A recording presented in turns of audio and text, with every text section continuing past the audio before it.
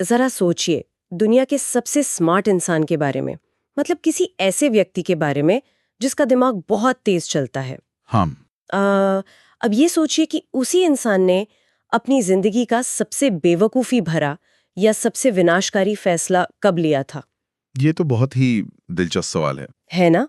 मतलब बड़े बड़े सीईओ अपनी कंपनियां क्यों डुबा देते हैं, या फिर एकदम पढ़े लिखे समझदार लोग ऐसे रिश्तों में क्यों उलझ जाते हैं जो उन्हें अंदर से पूरी तरह खोखला कर देते हैं। बिल्कुल, अक्सर ऐसा देखने को मिलता है। हम इंसानों को लगता है कि हम बहुत रैशनल हैं, लेकिन जब हमें सबसे ज्यादा चोट लगती है तो वो किसी अनजान दुश्मन से नहीं बल्कि अपनों से लगती है। सही कहा। वही लोग जिन पर सबसे ज्यादा भरोसा होता है, जब कोई मुस्कुराकर सामने से मिलता है और पीछे से चाल चलता है तो दिमाग में बस एक ही सवाल गूंजता है, मतलब इंसान आखिर ऐसा क्यों करता है।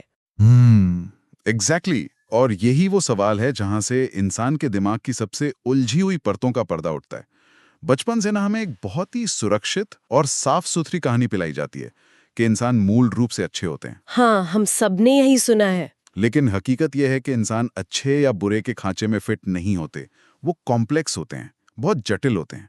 और इसी जटिलता को सुलझाने के लिए आज हम रॉबर्ट ग्रीन की बहुत चर्चित किताब the laws of human nature के कुछ खास अंशों पर बात कर रहे हैं। तो ठीक है, आइए इसे विस्तार से समझते हैं, क्योंकि इस गहरे विश्लेषण, मतलब आज के इस डीप डाइव का मिशन किसी को विलन बनाना नहीं है। बिल्कुल नहीं। इसका असली मकसद ये समझना है कि डैमेज होने से पहले या चोट लगने से पहले इंसान का दिमाग कैसे काम करता है। ये जानकारी हमें दुनिया के प्रति सिनिकल या नेगेटिव नहीं बनाएगी, बल्कि ये एक तरह का साइकोलॉजिकल आर्मर है जो हमें दिमागी रूप से मजबूत बनाएगा। ये बिल्कुल सही दिशा है। इस पूरी चर्चा का आधार ये समझना है कि इंसान के अंदर का जो रिएक्शन वाला दिमाग है, वो कैसे काम करता है। अच्छा, तो ये रिएक्शन वाला दिमाग क्या है? हमारे अंदर मुख्य रूप से दो तरह के सिस्टम काम करते हैं। एक हमारा एंशिएंट ब्रेन या कह लें कि प्राचीन दिमाग है, जो लाखों साल पहले जंगल में सर्वाइवल के लिए विकसित हुआ था। जो हमें जानवरों से बचाता था। एग्जैक्टली। ये डरता है, खतरे को भांपता है और तुरंत रिएक्ट करता है। और दूसरा है हमारा प्रीफ्रंटल कॉर्टेक्स, जो सोचता है और तर्क करता है। परेशानी यह है कि रिएक्ट करने वाला दिमाग बिजली की तेजी से काम करता है। जब तक सोचने वाला दिमाग अपना काम शुरू करता है, तब तक अक्सर इंसान गुस्से में या ईगो में आकर नुकसान कर चुका होता है। लेकिन मुझे यहाँ एक बात समझ नहीं आती। अगर ये सिर्फ जंगल वाले दिमाग का काम है, तो हम अपनी हर गलती को इतने तार्किक ढंग से कैसे समझा देते हैं? यही तो खेल है। नहीं कहता कि मैं डर गया था। वो दुनिया भर के तर्क देता है कि बॉस खराब था या कंपनी की पॉलिसी गलत थी। हाँ, और यहीं से शायद इंसान के स्वभाव का पहला नियम सामने आता है, लॉ ऑफ इर्रेशनैलिटी या तार्किकता का भ्रम। यहाँ सबसे आकर्षक बात यह है कि हम सोचते हैं कि हम लॉजिक से फैसले लेते हैं, जबकि ऐसा नहीं है। बिल्कुल नहीं। असल में इंसान पहले इमोशन से फैसला लेता है और फिर लॉजिक का इस्तेमाल करके उसे सिर्फ जस्टिफाई करता है। ओहो, मतलब लॉजिक हमारे इमोशंस का सिर्फ एक पीआर मैनेजर है। एग्जैक्टली, पीआर मैनेजर, जिसका काम बस अंदर की गलतियों और डरे हुए फैसलों को दुनिया के सामने सही ठहराना है। मतलब एक पीआर मैनेजर कभी ये नहीं कहता कि उसके क्लाइंट ने गलती की है, वो बस एक अच्छी सी कहानी बना के पेश कर देता है। हाँ, पीआर मैनेजर वाली ये एनालॉजी एकदम सटीक है।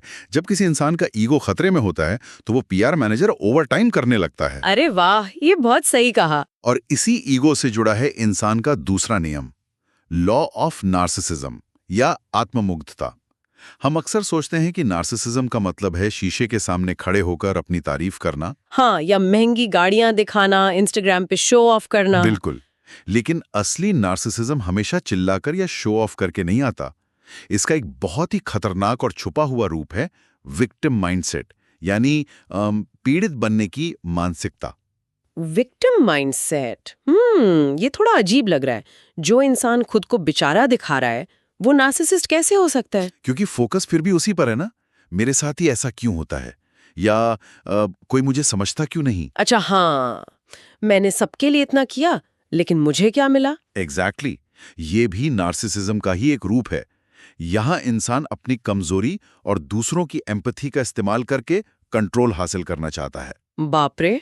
एक छिपा हुआ नार्सिसिस्ट हमेशा ये जानता है कि सामने वाले को किस बात से गिल्ट महसूस होगा, और वो उसी गिल्ट का ट्रिगर दबाता है ताकि सारी दुनिया की अटेंशन सिर्फ उसी पर केंद्रित रहे।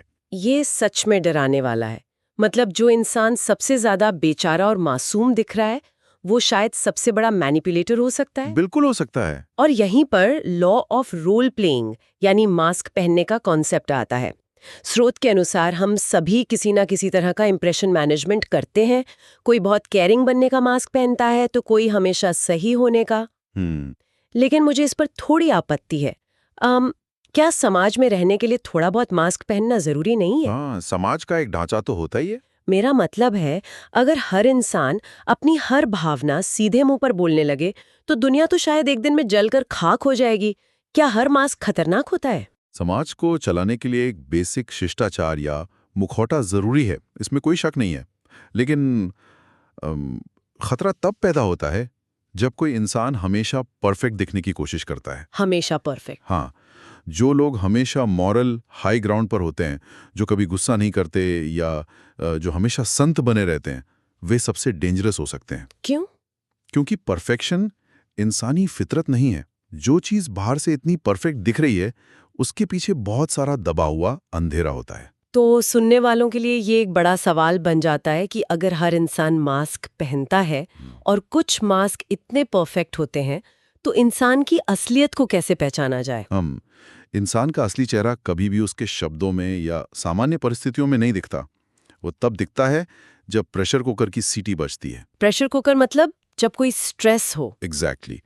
जब किसी इंसान का ईगो हर्ट होता है, जब उसे किसी मनचाही चीज के लिए सीधे ना कहा जाता है, या जब कंट्रोल उसके हाथ से निकलने लगता है, तब वो मास्क फिसल जाता है। ओहो, मतलब जो इंसान कल तक बहुत स्वीट और केयरिंग था, वो अचानक कोल्ड हो जाता है। बिल्कुल। या फिर बदला लेने पर उतर आता है। इसलिए हमेशा शब्दों पर नहीं, बल्कि स्ट्रेस के दौरान उभरने वाले पैटर्न्स पर भरोसा करना चाहिए। पैटर्न्स? अगर हम पैटर्न्स की बात करें तो अगर हमें पता चल गया है कि लोग मुखौटे पहनते हैं और दबाव में उनकी असलियत सामने आ जाती है, तो फिर हम बार बार उन्हीं गलतियों को क्यों दोहराते हैं?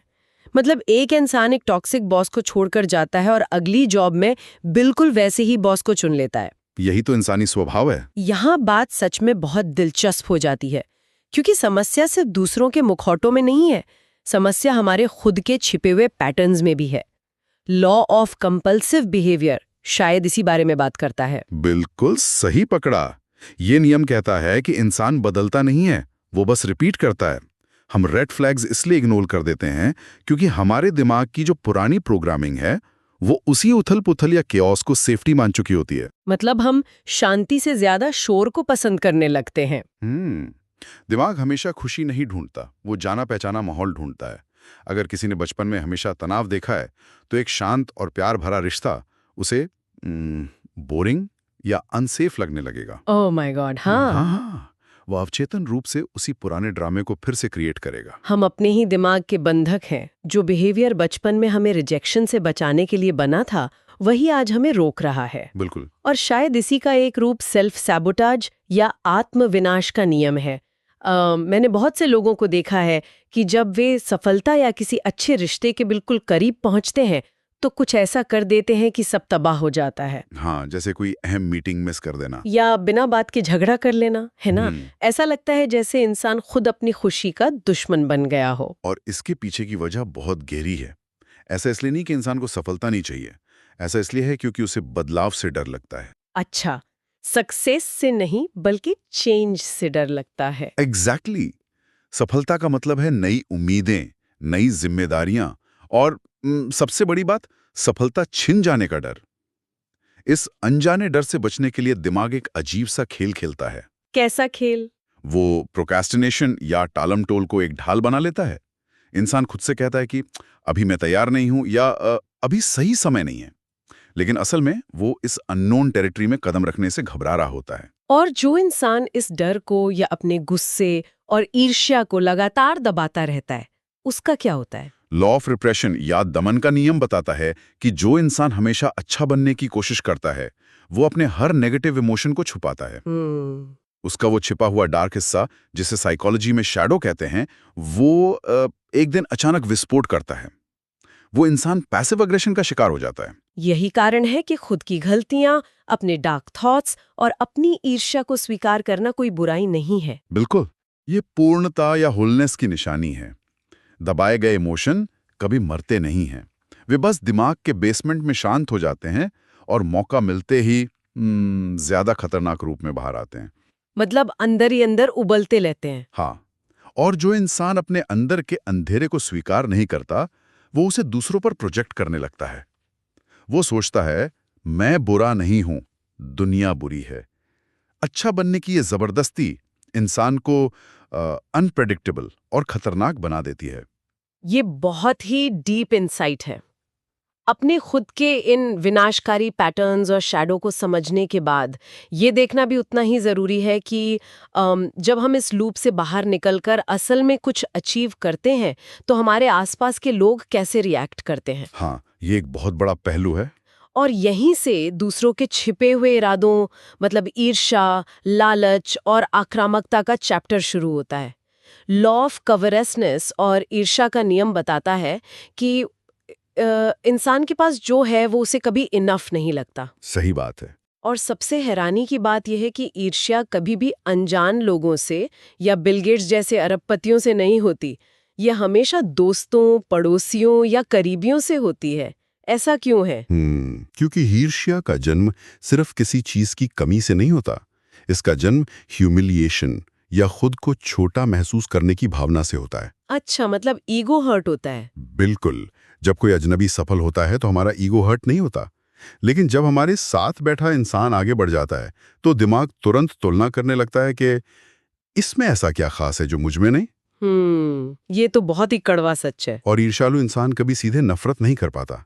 वो बधाई देता है, लेकिन उसकी आंखों में या आवाज में गर्माहट नहीं होती।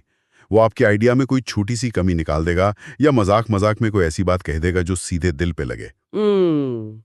और इसके साथ लॉ ऑफ फिकलनेस या चंचलता का नियम भी जुड़ जाता है।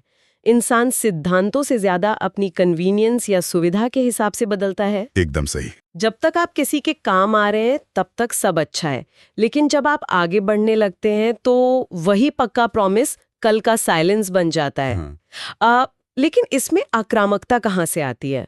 अगर कोई ईर्ष्या कर रहा है तो वो चुप भी तो रह सकता है। यहाँ ये समझना जरूरी है कि असली अग्रेशन या आक्रामकता सिर्फ शारीरिक लड़ाई या चीखना चिल्लाना नहीं है। तो फिर क्या है? लॉ ऑफ अग्रेशन के अनुसार सबसे खतरनाक अग्रेशन पैसिव होता है। Passive aggression. हाँ, ये साइलेंट ट्रीटमेंट है, लगातार किया जाने वाला सरकाज़म है और सामने वाले को गिल्ट में डालना। अग्रेसिव लोग अक्सर इस तरह से बर्ताव करते हैं कि सामने वाला इंसान खुद को ही गलत मानने लगे। अरे बाप रे। वे खुद को विक्टिम की तरह पेश करते हैं ताकि वे बिना विलन बने मॉरल हाई ग्राउंड लेकर दूसरों पर कंट्रोल बनाए रख सकें। ये तो बहुत घुटन भरा है। अगर कोई हमारा अपना ही करीबी ईर्ष्या कर रहा हो या पैसिव अग्रेशन का खेल खेल रहा हो, तो क्या इसका मतलब ये है कि दुनिया का कोई भी रिश्ता सुरक्षित नहीं है? इससे एक अहम सवाल उठता है, क्या हर किसी पर शक करना शुरू कर देना चाहिए? और इसका जवाब है नहीं। रिश्ते बिल्कुल सुरक्षित हो सकते हैं, लेकिन तब जब हम फैंटेसी या भ्रम में जीना छोड़ दें। मतलब हमें प्रैक्टिकल होना पड़ेगा। बिल्कुल, हमें शब्दों और वादों के बजाय पैटर्न्स और कंसिस्टेंसी पर भरोसा करना सीखना होगा। जो इंसान दबाव में भी अपनी वैल्यूज नहीं बदलता, जो आपकी सफलता पर बिना किसी हिचकिचाहट के खुश होता है, वही भरोसे के लायक होता है। ये बहुत अहम पॉइंट है। समस्या दूसरों में नहीं होती। समस्या तब होती है जब हम दूसरों के पैटर्न साफ देखने के बावजूद अपने खुद के ब्लाइंड स्पॉट्स का शिकार हो जाते हैं। हम सच देखना ही नहीं चाहते। ब्लाइंड स्पॉट्स, बिल्कुल सही। हमारा अपना अंधापन, हमारा अहंकार और समाज की दी हुई परतें हमें सच देखने से रोकती हैं। इसे लॉ शॉर्ट साइटेडनेस या अदूरदर्शिता के नियम से समझते हैं। ये बहुत ही आम बात है ना कि एक और वेब सीरीज का एपिसोड देखना बहुत आसान लगता है, लेकिन अपने फ्यूचर के लिए 1 घंटे मेहनत करना बहुत भारी लगता है। इंसान का दिमाग एनर्जी बचाना चाहता है। बिल्कुल, ये हमारा बायोलॉजिकल डिफॉल्ट है। डर के कारण इंसान नोन पेन यानी जाना पहचाना दर्द चुन लेता है। वो एक खराब जॉब में फंसा रहेगा क्योंकि वो दर्द परिचित है, लेकिन एक नया काम शुरू करने का अननोन ग्रोथ उसे डरा देता है। हाँ, और यही शॉर्ट टर्म सोच उसका भविष्य खा जाती है। और स्थिति तब और बिगड़ जाती है जब इस शॉर्ट टर्म सोच के बावजूद इंसान को थोड़ी सक्सेस या पावर मिल जाती है, अच्छा, तब क्या होता है? तब लॉ ऑफ डिफेंसिवनेस और ग्रैंडियोसिटी काम करने लगते हैं। ये नियम बहुत दिलचस्प है। जैसे जैसे पावर बढ़ती है, इंसान की एम्पैथी यानी दूसरों का दर्द समझने की क्षमता कम होने लगती है। मतलब वो जमीन से कटने लगता है। एग्जैक्टली। ईगो इतना बड़ा हो जाता है कि वो सच को रिजेक्ट करने लगता है, क्योंकि सच दर्द देता है। ग्रैंडियोसिटी इंसान के दिमाग में ये भ्रम डाल देती है कि मैं सबसे अलग हूं, मैं एक एक्सेप्शन हूं, दुनिया के नियम मुझ पर लागू नहीं होते। ये तो बहुत डेंजरस माइंडसेट है। बिल्कुल। एक सफल व्यक्ति जब अपने पुराने सलाहकारों की बात सुनना बंद कर दे और ये मानने लगे कि उसकी हर सोच परफेक्ट है, तो समझ लीजिए कि पतन शुरू हो चुका है। तो इन सब का आखिर मतलब क्या है?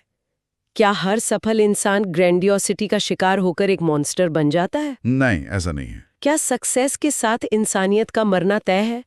और इसमें लॉ ऑफ जेंडर रिजिडिटी का क्या रोल है, जहां समाज द्वारा थोपी गई भूमिकाओं के कारण इंसान अपनी असली पहचान को दबा देता है, जैसे कि लड़के रोते नहीं या लड़कियों को हमेशा कोमल होना चाहिए? नहीं, हर सफल इंसान मॉन्स्टर नहीं बनता, और जेंडर रिजिडिटी भी उसी ग्रैंडियोसिटी और समाज के डर का हिस्सा है, जहां हम वो बनने की कोशिश करते हैं जो हम नहीं हैं। तो इससे बचा कैसे जाए? जो लोग इस अंधेपन से बच जाते हैं, वो एक हथियार का इस्तेमाल करते हैं, और वो है ह्यूमिलिटी या विनम्रता। विनम्रता। विनम्रता कोई कमजोरी नहीं है, ये इस ग्रैंडियोसिटी से बचने का सबसे बड़ा इंश्योरेंस है। रियलिटी हमेशा लौटती है। जो इंसान खुद को सबसे ऊपर समझता है और जमीन से कट जाता है, वो गुरुत्वाकर्षण के नियम की तरह एक दिन धड़ाम से गिरता है। बिल्कुल सही कहा। जो अपनी गलतियों को मान सकता है और समाज के बनाए लेबल्स के बिना अपनी असली पहचान को स्वीकार कर सकता है, वही लंबी रेस में सुरक्षित है। ये बहुत ही पावरफुल विचार है कि विनम्रता कमजोरी नहीं बल्कि सर्वाइवल का टूल है। लेकिन इन सभी बंधनों, मुखौटों, पैटर्न्स और समाज के बनाए भ्रमों से बाहर निकलने का अंतिम रास्ता क्या है? रास्ता तो हमें खुद ढूंढना पड़ता है। लॉ ऑफ एमलेसनेस और कन्फर्मिटी हमें बताते हैं कि आज की दुनिया में लोग बहुत बिजी हैं। वे लगातार काम कर रहे हैं, फोन स्क्रॉल कर रहे हैं, लेकिन असल में वे एमलेस हैं। उनका कोई दिशा निर्देश नहीं है। हाँ, सब बस भीड़ के पीछे भाग रहे हैं। एग्जैक्टली।